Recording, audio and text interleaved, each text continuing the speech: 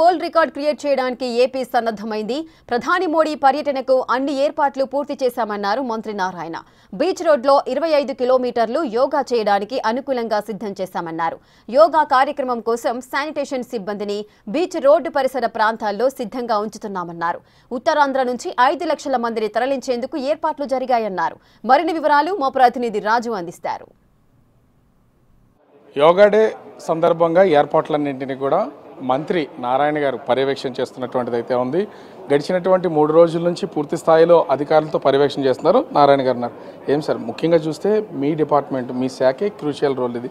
విశాఖపట్నానికి సంబంధించి 5 లక్షల మంది మొబిలైజేషన్ అనేది అసలు ఈ 15 నుంచి 25 కిలోమీటర్ల పరిధిలో ఏ విధంగా వాళ్ళందరినీ తీసుకొచ్చే అవకాశం ఉంది అండి? యాక్చువల్ ఇంటర్నేషనల్ యోగా డేకి సంబంధించి ముఖ్యమంత్రి గారు దాదాపు 1 మంత్ నుంచి యువ నాయకుడు లోకేష్ గారు అనేక దఫాలు, అటు హెల్త్ డిపార్ట్మెంట్ మినిస్టర్ వీళ్ళందరూ అనేక దఫాలు మీటింగ్లు పెట్టి డిస్కస్ చేసి అధికారులకు యాక్చువల్గా ఏ అధికారి ఏం చేయాలి, డిపార్ట్మెంట్ పోలీస్ డిపార్ట్మెంట్ ఏం చేయాలి, ట్రాఫిక్ కావచ్చు, పార్కింగ్కి, అదేవిధంగా ఫుడ్కి సంబంధించి ఆ డిపార్ట్మెంట్ ఏం చేయాలి, అదేవిధంగా మున్సిపల్ శాఖ ఏం చేయాలనేది ఒక దిశానిర్దేశం ఇచ్చారు.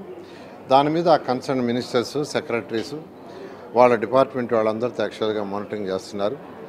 మా మున్సిపల్ శాఖ అయితే మా సెక్రటరీ గారు, డైరెక్టర్ గారు, కమిషనర్ గారు 10 మంది కమిషనర్ పిలిపించారు. వీళ్ళందరూ శానిటేషన్ మీద ఎక్కువ కాన్సన్ట్రేషన్ చేస్తూ టాయిలెట్స్, ఎందుకంటే అది మార్నింగ్ 6:20 ప్రోగ్రాం, అందువల్ల దాని మీద ఎక్కువ ఫోకస్ ఇస్తూ 4500 టాయిలెట్స్ ఫిజికల్గా పెడుతున్నారు. ఫిజికల్గా రోడ్స్ మీద పార్కింగ్లో 4500 టాయిలెట్స్ ఏర్పాటు చేస్తున్నారు.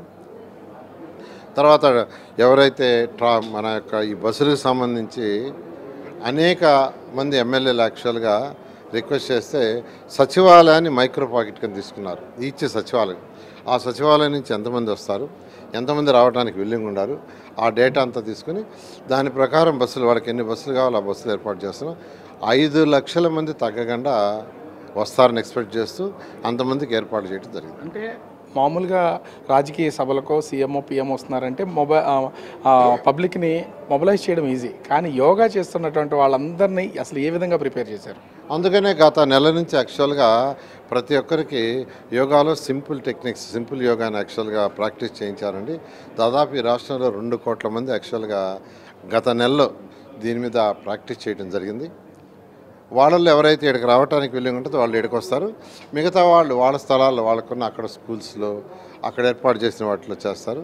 అయితే అటెస్ట్ 30 కిలోమీటర్ల లెంత్లో ఈ యొక్క బీచ్ పక్కన, విశాఖపట్నం బీచ్ పక్కన 30 కిలోమీటర్ల లెంత్లో అటెస్ట్ కూర్చుంటారు 5 లక్షల మంది.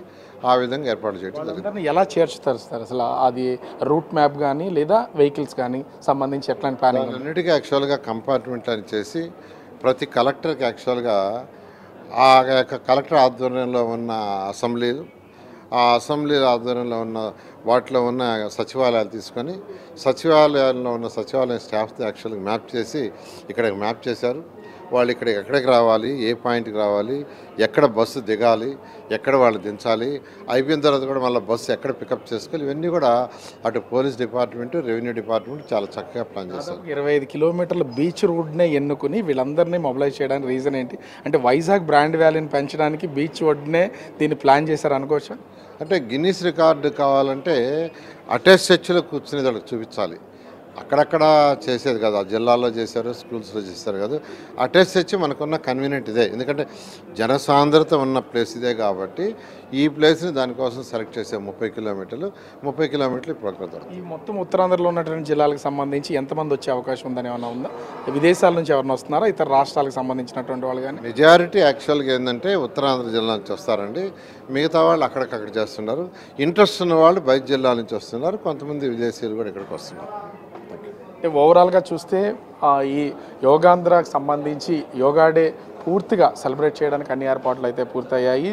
ముఖ్యంగా ఉదయం కాబట్టి శానిటేషన్, అదేవిధంగా మొబైల్ టాయిలెట్స్కి సంబంధించి 4800 పైన ఏర్పాటు చేస్తాం. ఖచ్చితంగా ఇది ఒక గిన్నీస్ రికార్డు క్రియేట్ చేయడానికి అన్ని ఏర్పాట్లు చేస్తామని మంత్రి నారాయణ చెప్తున్నటువంటి పరిస్థితి కనిపిస్తుంది. కెమెరామెన్ అజయ్తో రాజు, బిగ్ టీవీ, విశాఖపట్నం.